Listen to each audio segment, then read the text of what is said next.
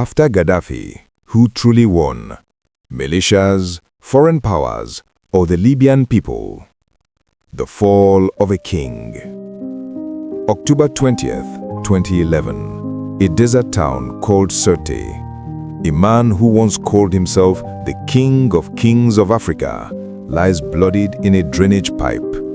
Muammar Gaddafi, dictator, dreamer, tyrant, visionary, sponsor of revolution and terror alike, was no more.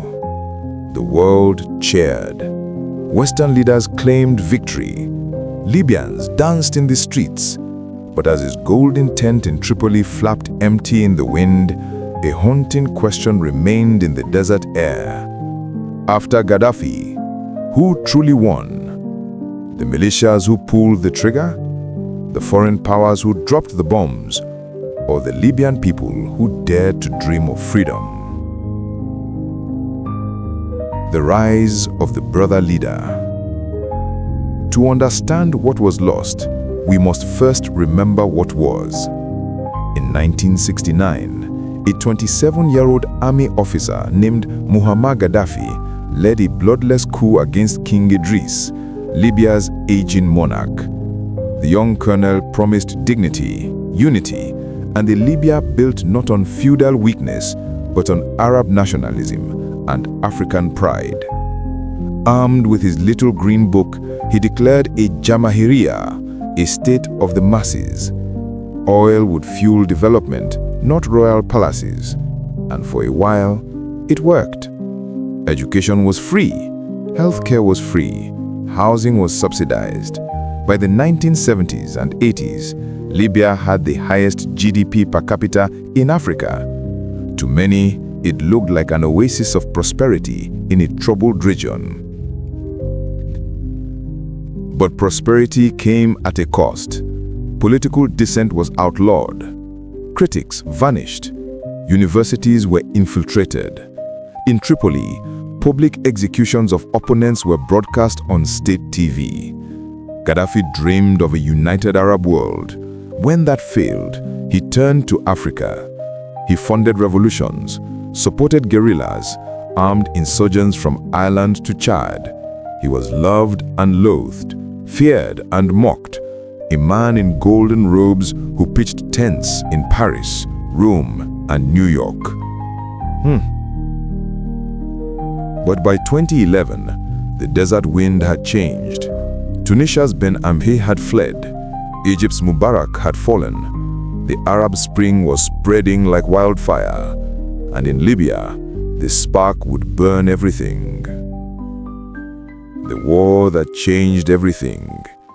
February 2011, Benghazi erupts. Protesters demand change. Gaddafi vows to crush them with no mercy. Tanks roll. Fighter jets scream overhead. The world watches in horror. Then, NATO strikes. A UN resolution authorizes a no-fly zone. France, Britain, the United States unleash air power. Rebels advance with foreign cover. And in October, a convoy fleeing Sirte is bombed. Gaddafi flees into the desert, hiding in a drainage pipe.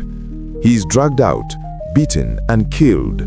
His last words, "Do you know right from wrong?" The tyrant was dead.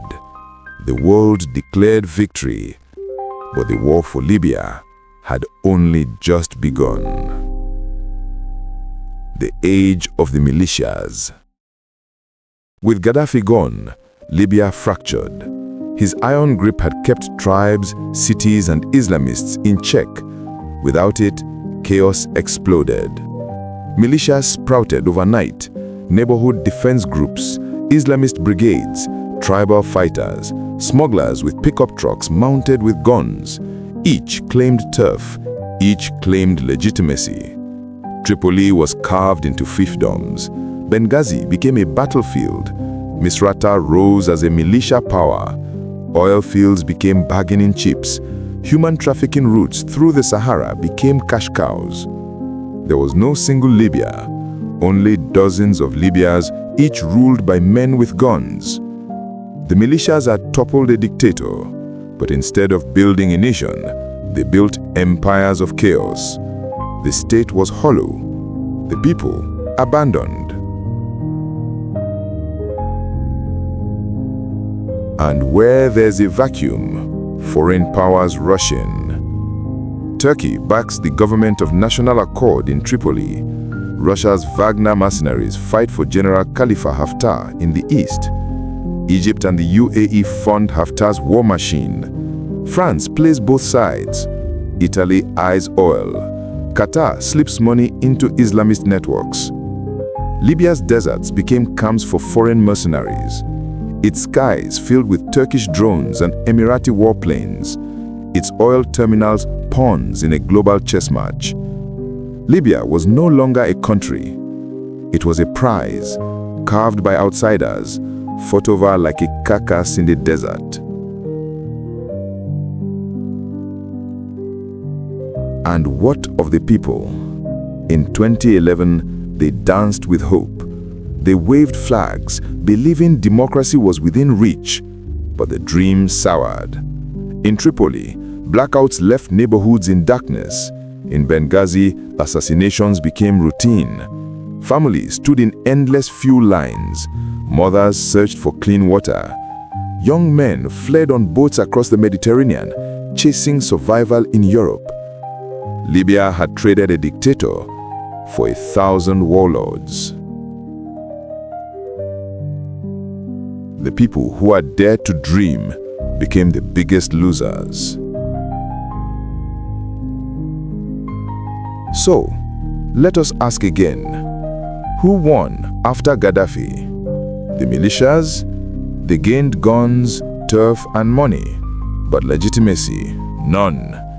Their rule is fragile, their power temporary. The foreign powers? They carved spheres of influence. They sold weapons, they played games in the desert. Yet Libya remains ungovernable, its riches harder to plunder than they imagined. And the Libyan people, they lost the most, their dreams shattered, their lives trapped between militias and meddling outsiders. Yet they endure, they adapt, they survive, and maybe, just maybe, they are the only ones who can still win if given the chance. The path forward. What will it take? First, institutions, real ones, not warlords in suits, not governments built on foreign payrolls, but schools, courts, parliaments that outlast men with guns. Second, unity. East and West, Misrata and Tripoli, tribes and cities. Libya must see itself not as fragments, but as one nation. Third, sovereignty. Ending the foreign tug of war that has turned Libya into a playground for outside powers. And finally, time. Healing 42 years of dictatorship, a decade of war, and centuries of foreign interference will not happen overnight, but it can happen. After Gaddafi, Libya did not find freedom, not yet. It found fragmentation, chaos, and pain. But history is not over. The story of who truly wins in Libya is still being written. And perhaps, when the dust settles, when the militias fade, when the foreign powers retreat, the final victory will not belong to militias or outsiders. It will belong to the Libyan people themselves. This is Africa Unfiltered, only on Afro Rise TV.